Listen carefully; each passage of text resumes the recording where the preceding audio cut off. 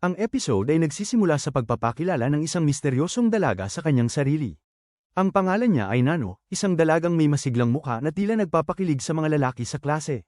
Isang binata na itinulak palayo ang pangit na kaklase sa tabi niya, ay umaasang si Nano ang mauupo sa tabi niya. Ang binatang ito ay si Nike, isang estudyanteng mula sa mayamang pamilya. Sa kabila ng kanyang masamang reputasyon, marami pa ring dalaga sa paaralan ang nagnanais na maging kasintahan niya. Inayos na ng matabang guro ang mga upuan, kaya napunta si Nano sa ibang pwesto. Ang dalagang katabi niya ay mainit siyang binati at pinayuhan siyang lumayo kay Nike. Ayon sa dalaga, marami ng babaeng nabuntis ni Nike sa paaralan. Gayunpaman, ipinagsasawalang bahala ng paaralan ang mga ginagawa ni Nike dahil sa kanyang matataas na grado, at balak pa siyang gawing susunod na pangulo ng Student Council. Sa narinig na ito, ngumiti si Nano na para bang may nalalaman siya. Sinabi niyang basta't hindi siya mabubuntis, ayos lang ang lahat. Sa pahayag na yun, tiningnan siya ng babae na may bahagyang pagkabalisa. Nagbago ang eksena at ngayoy magkasamang kumakain sina Nano at Nike sa tila malapit na paraan. Ang alalay ni Nike ay maingat na lumayo at sumama sa dalawang babaeng kaklase. May ugali itong tumaya kung gaano katagal bago mapaibig ni Nike ang isang babae, at hindi ito naiiba sa pagkakataong ito. Nang magsimula ang pastahan, buong klase ang sabik na naglagay ng kani-kanilang taya. Sa parehong araw, isang buntis na dalaga ang lumabas mula sa banyo at tinitigan si Nano na may halong awa. Isiniwalat ng babae kay Nano ang pastahan ng mga kaklase. Isa siya sa mga nabiktima ni Nike at ayaw niyang may sumunod pang ibang biktima. Tahimik na nakinig si Nano sa kanyang kwento ngunit malamig na nagtanong kung gaano katagal bago siya nauwi sa kama ni Nike. Naiinis sa tanong, tumalikod ang babae at umalis. Sa sumunod na eksena, nasa silid taguan ng paaralan sina Nano at Nike, kapwa ginagamit ang kanilang lakas. Sinabihan ni Nano si Nike na maghintay. Inakala ni Nike na hindi siya magtatagumpay kay Nano sa araw na yun, ngunit sinabi lang nitong hintayin siya ng 1 minuto. Matapos ang 1 minuto, si Nano ang nanguna at lumuhad sa sahig. Balik sa klase, ipinagmalaki ni Nike sa kanyang alalay na tumagal lamang ng 3 araw, 3 oras, at 33 minuto bago niya napaibig si Nano. Sa wakas, inilabas na ang resulta. Sinimulan ng alalay ang pagsasaayos ng pusta habang nagtipon-tipon ng mga kaklase upang makita kung sino ang may pinakamalapit na hula. Sa hindi inaasahang pangyayari, lumitaw si Nano, dahilan upang magkagulo ang mga estudyante. Subalit, tila wala siyang pakialam at masayang umupo sa isang mesa, sabay pulot sa isang papel na may nakasulat na 3 araw. Malapit ito sa sagot ngunit hindi eksakto. Pinunot ng alalay ang isa pang papel at binasa ang nakasulat dito, eksaktong 3 araw, 3 oras, at 33 minuto. Ang pangalan sa papel ay kay Nano mismo. Kinuha niya ang lahat ng pera at bago umalis, ininsulto niya si Nike, ibinulgar na siya ang tunay na manlalaro. Galit na galit, tumakbo si Nike papunta sa banyo upang magpahupa ng emosyon. Sa kanyang pagdaan, muli siyang tiningnan ni Nano na may panunodyo. Sa gabing yun, muling may natipuhang babae si Nike at nang malapit na silang magtalik, bigla itong napasigaw na parang isang manok at mabilis na tumakbo palayo. Sa gulat, napatingin si Nike sa kanyang tiyan at napansin itong lumobo ito. Inakala niyang simpleng kabag lamang kaya't hinawakan niya ito at umuwi. Sa bahay, matapos tikman ng pagkain na inabot ng kanyang ina, agad siyang nagsuka sa mesa.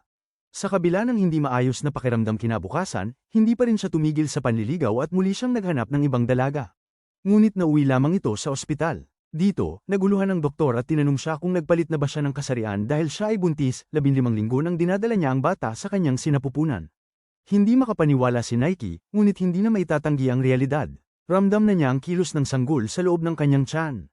Sinabi ng doktor na babae ang kanyang anak, at dito nagsimula ang kanyang bangungot.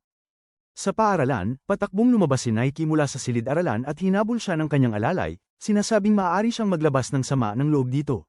Nang ibunyag ni Nike ang kanyang pagbubuntis, bigla siyang napalingon at nakita si Nano na kinukunan ng video ang kanilang usapan. Mabilis na kumalat ang video sa buong paaralan.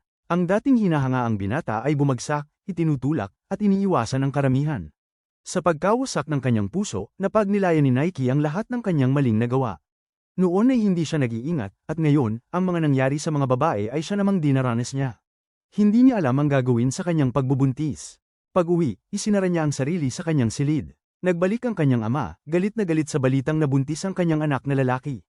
Ibinuhos ng ama ang kanyang galit, sinabing napakalaki ng kanyang ginastos para sa kinabukasan ni Nike. Dahil dito, sumiklab din ang galit ni Nike at isinambat na wala siyang karapatang magalit gayong nabuntis din ito ang sariling sekretarya. Tulad ng ama, gayon din ang anak. Nawala ang suporta ng kanyang pamilya at mga kaibigan, kaya't lumipat si Nike ng tirahan. Sa madilim na kwarto, araw-araw niyang isinusubo ang hindi kanais-nais na pagkain, madalas na sumusuka sa bawat subo. Sa tuwing tinitingnan ng sarili sa salamin, nakikita niya ang pagod na anyo at ang patuloy na lumalaking tiyan. Sa panginginig, kinuha niya ang isang tableta upang tapusin ang lahat, ngunit agad niya itong isinuka.